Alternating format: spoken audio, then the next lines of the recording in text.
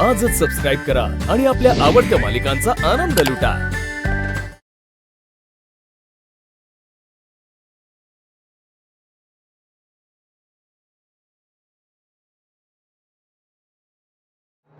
सारंग,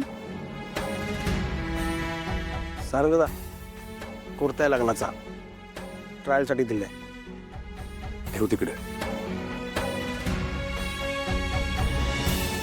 दादा मला हे पटत नाही। तू पुन्हा एकदा विचार कर। माझ्यासाठी काय इतका मोठा सॅक्रिफाईस करतोयस तू? तुझं या आधीही मनाविरुद्ध लग्न झालं, आता परत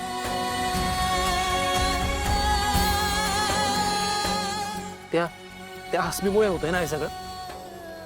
थांब, मी तिला जाऊन सरळ करतो। सोम थांब। अस्मीला कोणी काय बोलायचं नाही। मी आईला शब्द दिलाय आणि मी माझा शब्द पाळेन।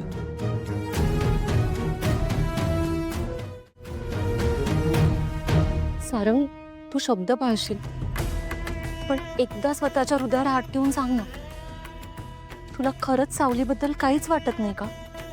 तिच्याबद्दल तुझ्या मनात कुठल्याच भावना नाही आहेत? तुला ती खरंच आवडत नाही का? आणि या सगळ्या गोष्टींना अर्थ नाही आता। सारंग, माझ्या समाधानासाठी एकदा स्वतःच्या हृदयावर हात ठेव ना, प्लीज।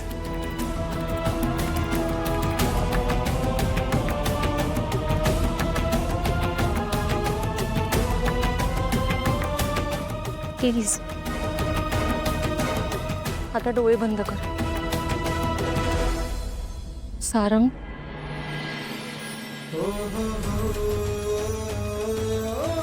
एकदा सावलीला नजरेसमोर ठेव आणि स्वतःच्या मनाला विचार, तुला खरंच तिच्यावर प्रेम नाहीये का?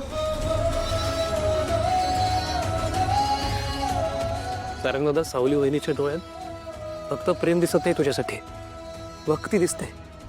तिच्या नवऱ्याला ती देव मानते रे, आणि तुझंही तिच्यावर तेवढंच प्रेम आहे हे आम्हाला माहिती आहे। बरोबर सारंग दादा, एकदा विचार कर ना, सगळी माणसं एकाच वेळी कशी चुकतील? हा, सगळी माणसं सांगतात म्हणजे कुछ तो बात है ना, प्लीज। सारंग रे, या घरात तुझी सगळ्यात जास्त काळजी घेणारी सावलीच होती। हो, आणि तुझं सगळ्या आवडी निवडी तिला माहिती आहेत।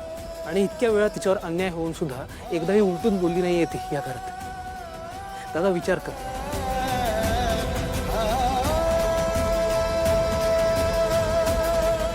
सारंग, तुला जाणवतंय ना तुझं तिच्यावर प्रेम आहे? सावलीचा मला फोन आला होता वहिनी। तिने तिच्या आयुष्यातून निघून जायला सांगितलंय मला। त्यामुळे आता प्रेमाचा विचार सोडा, आमच्यात मैत्री पण राहिलेली नाहीये।